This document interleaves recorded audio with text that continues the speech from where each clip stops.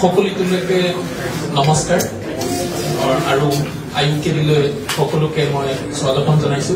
আপোনালোকে বহুতে হয়তো প্ৰথমবাৰৰ কাৰণে আমাৰ institute of urology and kidney diseases চমুকৈ কিডনি হস্পিটেল সোণাপুৰ গুৱাহাটীত হয়তো পদাৰ্পণ কৰিছে। আজি আপোনালোকৰ পদধূলিৰ দ্বাৰাই আমাৰ এই কিডনি হস্পিটেল ধন্য হৈছে, আমি সৌভাগ্যৱান।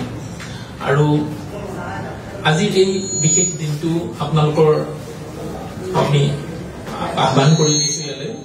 তাৰ প্ৰথম উদ্দেশ্যটো হ'ল যে আমাৰ এই কিডনি হস্পিটেল যি 2023 চনৰ 12 ছেপ্টেম্বৰত শুভাৰম্ভ হৈছিলে, ভাৰতবৰ্ষৰ পঞ্চমখন কিডনি হস্পিটেল তথা উত্তৰ পূব ভাৰতৰ একমাত্ৰ আৰু প্ৰথমখন উৎসৰ্গিত কিডনি হস্পিটেল।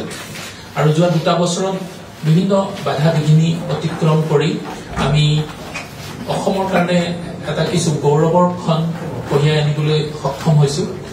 যোৱা কিছুদিন আগতে আমি উত্তৰ পূব ভাৰতৰ প্ৰথমটো উৎসৰ্গিত ডেডিকেটেড ইউৰলজিকেল ৰবট আমি ইয়াতে ইনষ্টল কৰিবলৈ সক্ষম হৈছিলো।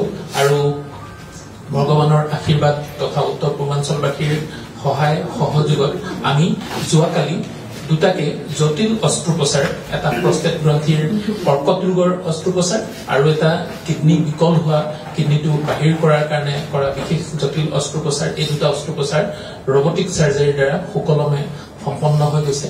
গতিকে এটা নতুন যুগৰ আৰম্ভণি হৈছে বুলি আমি আশা কৰিছো। আজি যি এই উৎসৰ্গিত ৰবটিক চাৰ্জাৰীৰ সেৱা আমাৰ কিডনি হস্পিটেলত শুভাৰম্ভ হৈছে, মই আশা কৰিম যে আমাৰ অসম তথা উত্তৰ পূৰ্বাঞ্চলৰ যিসকল ৰোগী জটিল অস্ত্ৰোপচাৰৰ কাৰণে অসম তথা ভাৰতবৰ্ষৰ বিভিন্ন ঠাইলৈ গৈ, অসমৰ বাহিৰলৈ গৈ তেওঁলোকে এই যি চিকিৎসা ল'ব লগা হৈছিলে বা তাৰ কাৰণে তেওঁলোক বহুত দিন তাত গৈ থাকিব লগা হৈছিলে, আৰু যিহেতু ৰবটিক যি টেকনলজি, সেই টেকনলজিটো খুব উন্নত মানদণ্ডৰ, বিশ্ব মানদণ্ডৰ, গতিকে তাৰ লগত যথেষ্ট খৰচো জড়িত হৈ আছিলে। গতিকে আমাৰ অসমৰ ৰোগীসকল হয়তো ইয়াৰ দ্বাৰা এই ট্ৰিটমেণ্টৰ পৰা বঞ্চিত হৈছিলে বিভিন্ন অসুবিধাৰ কাৰণে, বা আৰ্থিকভাৱে কিছু অসুবিধা থকাৰ কাৰণে, বা বাহিৰলৈ যোৱাৰ অসুবিধাৰ কাৰণেও তেওঁলোক হয়তো বঞ্চিত হৈছিলে।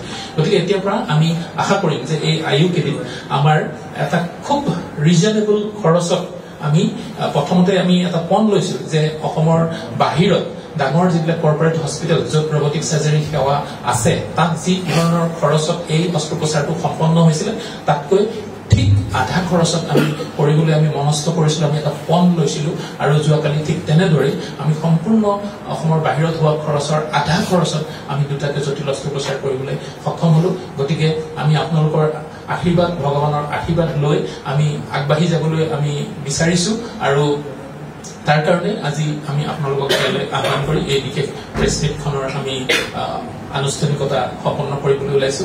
গতিকে মই আপোনালোকৰ যিকোনো ধৰণৰ প্ৰশ্ন বা মনৰ খুদুৱনি, তাতে কিছু কথা বহু ৰোগী আমাক ফোন কৰি সুধিছে ৰবটিক চাৰ্জাৰী মানে ৰবটে অপাৰেশ্যন কৰে নেকি। গতিকে মই প্ৰথমতে এই কথাটো আপোনালোকৰ জ্ঞাতাৰ্থে জনাওঁ। আমি ইতিমধ্যে কেইবাখনো আগশাৰীৰ বাতৰি কাকততো আমি প্ৰবন্ধ লিখিছো যে ৰবটিক চাৰ্জাৰীত ৰবটে নহয়, চাৰ্জনেই অপাৰেশ্যন কৰে, কিন্তু ৰবটিক আৰ্মছ থাকে হাতৰ দৰে।